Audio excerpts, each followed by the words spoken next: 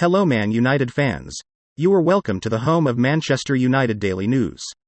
Manchester United midfielder Donny van de Beek has shared an encouraging update on his rehabilitation from a serious knee injury that has ruled him out for the rest of the season.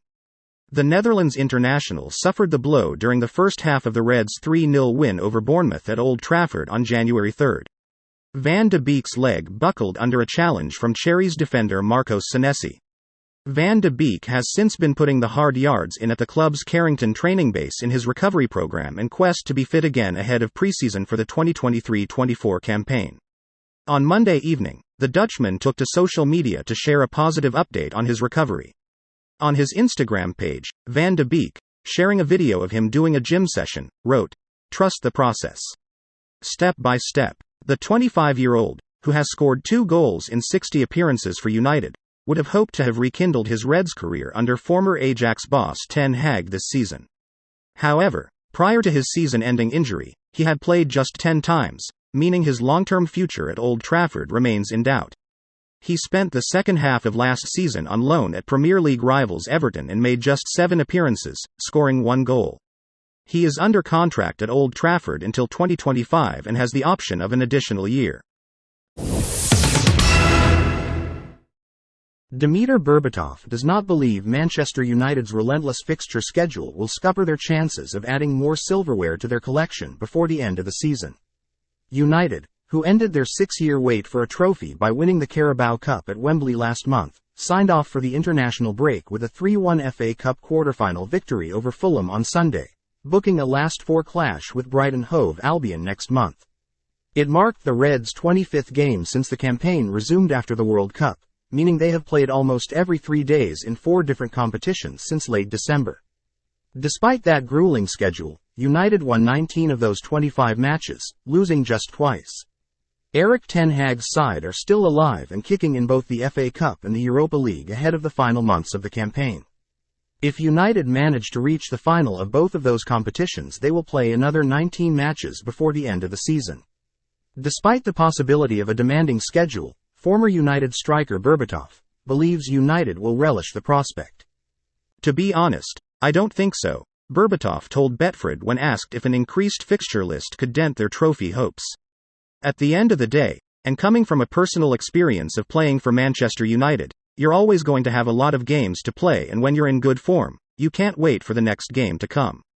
You always want to be in all competitions and have the chance of winning silverware. And when you take the history of Manchester United into account, you always need to prepare and be ready for periods like this.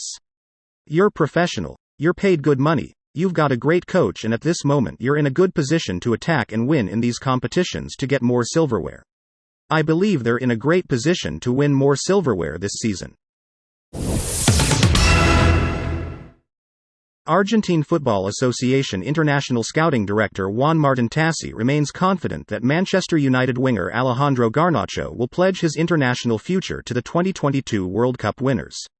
The youngster, who has racked up 29 appearances for United this season, was recently included in the Argentina squad for their upcoming friendlies against Panama and Curaçao this month. However, he was forced to pull out after suffering an ankle injury during the Reds' goalless draw with Southampton. It means the 18-year-old, despite previously being included in the Argentina squad, is still waiting to make his senior debut for his country. As a result, it is still possible he could choose to represent Spain, the country he was born and raised in. He has played for the Spanish under-18s.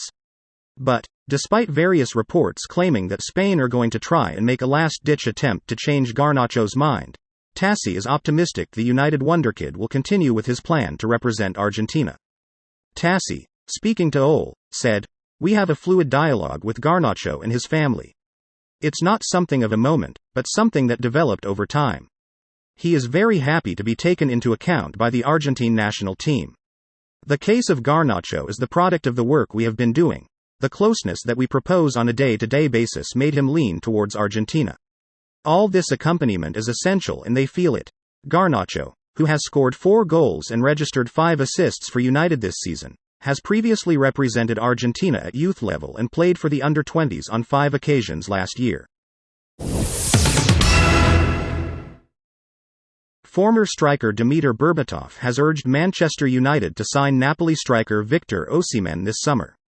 The Nigerian international, 24, has been in scintillating form for the Serie A table toppers this season, scoring 25 goals in all competitions. He has been central to their quest to end their 33-year wait for a league title and has helped them reach the quarterfinals of the Champions League for the very first time in their history. Osimhen, who joined Napoli from French side Lille in July 2020, is widely considered as one of the most exciting and promising strikers in European football. United have identified the athletic forward as a firm target and are running the rule over him ahead of the summer. The Reds plan to recruit an elite-level striker ahead of next season, and that particular task is set to be their primary objective during the summer. And for former goal-getter Berbatov, who plundered 56 goals in 149 games for United, Osimhen is the man they should be turning to. Asked to name any striker that United could add to their ranks this summer, Berbatov, speaking to Betfred, said, "Victor Osimhen. The guy is unbelievable at the moment. He's very young, he's great in the air, his speed is exceptional, and the goals he's scoring for Napoli are unbelievable. If they do go for a striker in the summer, then they should go for him over everybody else." Stoke City considering summer permanent transfer for Manchester United defender Axel Tuansby. Tuansby, 25, is out of contract at United at the end of the season, and he's set to leave the club on a free transfer. The defender joins Stoke on loan in January, and a permanent move to the Bet365 stadium in the summer window is possible. The centre-back only returned to training at Carrington in mid-January after a lengthy spell on the sidelines with injury, but he completed a deadline day move to Championship club Stoke in search of regular minutes. Stoke have no option or obligation to make the loan deal permanent, so should they want to sign Tuansby following the expiry of his United contract in the summer, new terms will have to be agreed upon with his representative. Tuansby has left United on loan 5 different times, and his time at Old Trafford is now beginning to come to an end. After overcoming injury, he started Stoke's last 3 games, and manager Alex Neil provided an update on his future. "I think everything is possible," Neil said. "Once we get to the end of the season, we've not only got the lads who are here on loan but the lads who are out of contract currently in the summer as well. I don't think anything is off the table. You'll have a section of people who will say we don't stand a chance of getting him or him. That's rubbish. You have another section saying we'll definitely sign him and him. That's also rubbish. There is every possibility that we could sort something out to try to keep the fabric of the team at the moment, which I think at the moment is functioning very well together, and then try to grow and add to it in the summer. That's the aim. Ultimately, there will be some decisions that we won't be in full control of because they're not our players. It'll be down to negotiations, their willingness to want to come, fees and all that sort of stuff." Tuansby has made a total of 37 appearances for United's first team. Those bidding to buy Manchester United will have until 9 p.m. on Wednesday to officially submit their offers. United chiefs are said to be braced for as many as 8 bids, with Sir Jim Ratcliffe and Sheikh Jassim bin Hamad Al Thani still the leading 2 parties to succeed the unpopular Glazer family at Old Trafford. The Qatari sheikh sent a delegation to Manchester last Thursday to hold detailed talks with club officials before Ratcliffe made the journey with his entourage on Friday and did the same. But up to 6 new parties could enter the running before Wednesday's deadline posed by Rain, the merchant bank running the sale process on the Glazers' behalf. Representatives for U.S. hedge Elliott Management have also visited Old Trafford after making a proposal to finance a potential takeover or supplement the current ownership, with the American family continuing to weigh up whether to sanction a full sale or continue their much-maligned 18-year reign through minority investment. Al Thani, a cash-rich banker and the son of a former Qatari prime minister, has been labeled the favorite for a full takeover and is expected to make a second offer after his initial bid was worth at least £4.5 billion. Oldham-born billionaire Ratcliffe, who met United manager Erik ten Hag during his visit to the club's Carrington training complex last week, is in line to follow with a fresh offer of his own through chemical company Ineos.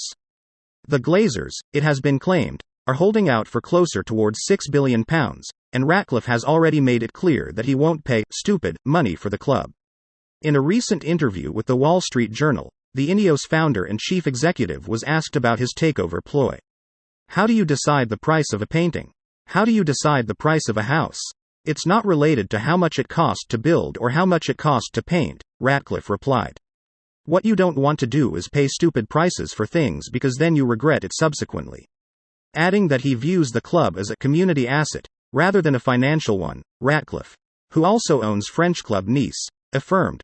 Our interest in that club would be purely in winning things. Sheikh Jassim, meanwhile, remains fully committed to his attempts of a full takeover and wants to purchase 100% of the club.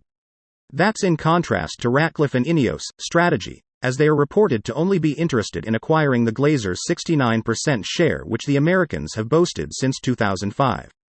The bid plans to return the club to its former glories both on and off the pitch and, above all, will seek to place the fans at the heart of Manchester United Football Club once more, a statement on behalf of Al Thani's bid said.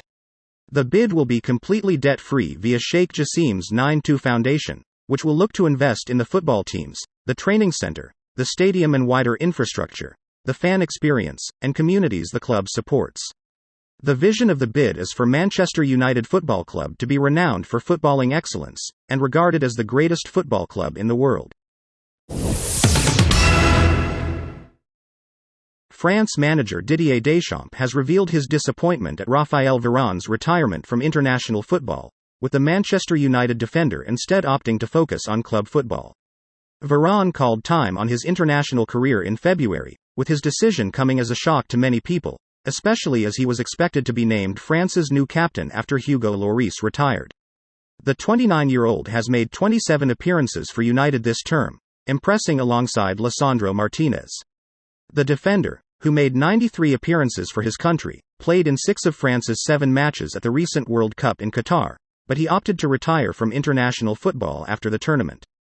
Deschamps was asked about the retirement of his vice-captain ahead of the Euro 2024 qualifying campaign getting underway this week. I try to put myself in his shoes, Deschamps said. He is sufficiently thoughtful, composed, and he does not make a decision like that overnight. It is not something I'm happy about, but it's everyone's situation that you can make a decision like that. I respect it. There are demands in very high-level football, and it all depends on the age at which you start. The demands lead to fatigue, physical or psychological. Each player has a path that can be different. Some continue until they are 40, for others it can be more complicated. Varane, who only turns 30 next month, played every minute at the 2018 World Cup as Les Bleus went on to win the tournament. He also won the Nations League with his country in 2021, as Deschamps' men overcame Spain 2-1 in the final. Explaining his reasoning behind his decision to retire from international football, Varane said, I gave everything, physically and mentally. But the very highest level is like a washing machine, you play all the time and you never stop. We have overloaded schedules and play non-stop. Right now, I feel like I'm suffocating and that the player is gobbling up the man. Meanwhile, Deschamps claimed he will make a decision on the captaincy in the coming days, that Paris Saint-Germain talisman Kylian Mbappé is expected to take the armband. France face the Netherlands in their first Euro 2024 qualifier on Friday, before clashing with the Republic of Ireland on March 27. This is the roundup of today's news. Here, you get the latest news on Manchester United. If you are new here, consider subscribing. Please, share the video to other Manchester United fans. Thank you for watching.